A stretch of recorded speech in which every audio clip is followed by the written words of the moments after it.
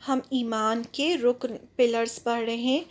آج ہم پڑھیں گے رسولوں پر ایمان. رسولوں پر ایمان لانا بھی ضروری ہے. جتنے بھی اللہ تعالیٰ نے رسول بھیجے ہیں ان پر ایمان لانا ضروری ہے. اللہ کے بھیجے ہوئے رسولوں کو ماننا بھی ایمان کا حصہ ہے. اللہ سبحانہ و تعالیٰ نے ہر دور کے لوگوں کے لیے رسول بھیجے تاکہ وہ ان کو صحیح راستہ دکھائیں اور ان کی رہنمائی کریں. رسولوں کا یہی گول رہا ہے کہ وہ لوگوں کو توحید کی دعوت دیں. جتنے بھی جب اللہ تعالیٰ نے انسانوں کو بنایا تو ایسے ہی نہیں چھوڑ دیا. اللہ تعالیٰ نے وقت وقت پر رسولوں کو بھیجا، یعنی ان میں سے بیسٹ جو تھے ان کو چنا اور پھر ان کو اپنے کام کے لیے چنا اور ان کو بھیجا. اور انہوں نے کیا کیا؟ پھر اپنی امت کو توحید کی دعوت دی، یعنی ایک اللہ کی عبادت کی طرف بلایا.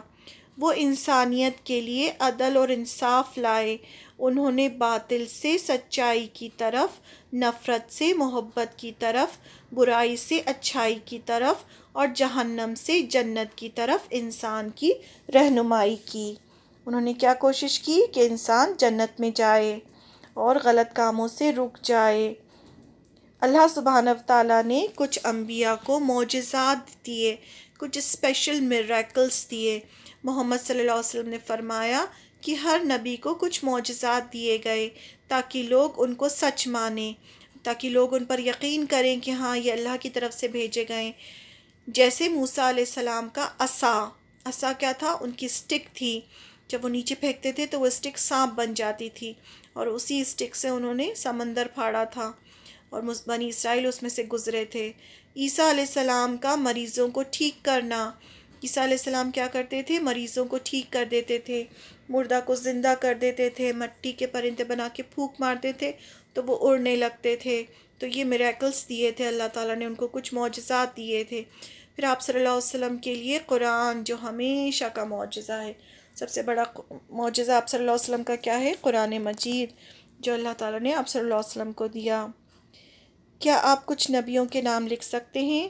آپ کو جتنے بھی نبیوں کے نام یاد ہیں وہ آپ کو یہاں لکھنا ہے. ہر نبی کو کوئی نہ کوئی معجزہ دیا تاکہ لوگوں کو پتہ چلے کہ وہ اللہ کے بھیجے ہوئے رسول ہیں.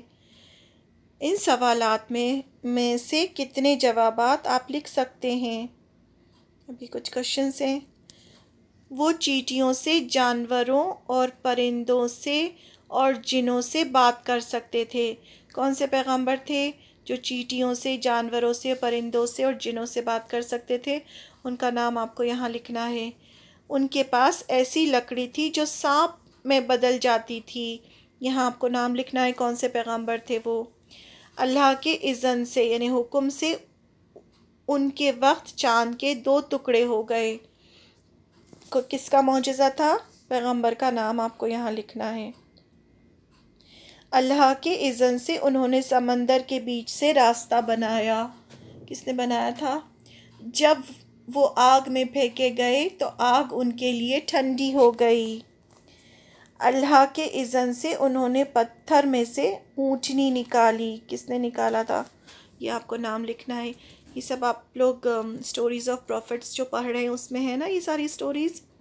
مریض ان کے پاس آ کر ٹھیک ہو جاتے تھے اللہ کے اذن سے. آپ کو بتانا ہے یہ سب کون تھے.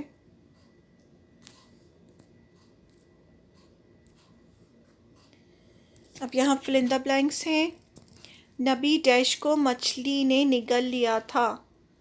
نبی ڈیش نے کشتی بنائی اور اس میں سارے جانور ڈالے. نبی ڈیش کو ان کے بھائی نے کنویں میں ڈال دیا. نبی ڈیش کو آگ میں پھینک دیا گیا. نبی ڈیش اور ڈیش فرعون کی طرف بھیجے گئے تھے. نبی ڈیش گہوارے میں بات کر سکتے تھے یعنی جھولے میں. اب کوشچن ہے نبیوں کو بھیجنے کا کیا مقصد تھا؟ یہ آپ کو لکھنا ہے. ڈیڈ یو نو؟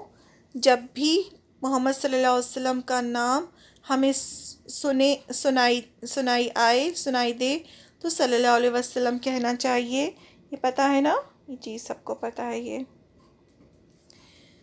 اللہ اور اس کے ملائکہ نبی صلی اللہ علیہ وسلم پر درود بھیجتے ہیں۔ اے لوگو جو ایمان لائے ہو، تم بھی ان پر درود و سلام بھیجو، یہ اللہ کا حکم ہے۔ ٹھیک ہے، تو ہمیں ہمیشہ جب بھی آپ صلی اللہ علیہ وسلم کا نام آئے تو ہمیں درود شریف پڑھنا چاہیے یا صلی اللہ علیہ وسلم کہنا چاہیے۔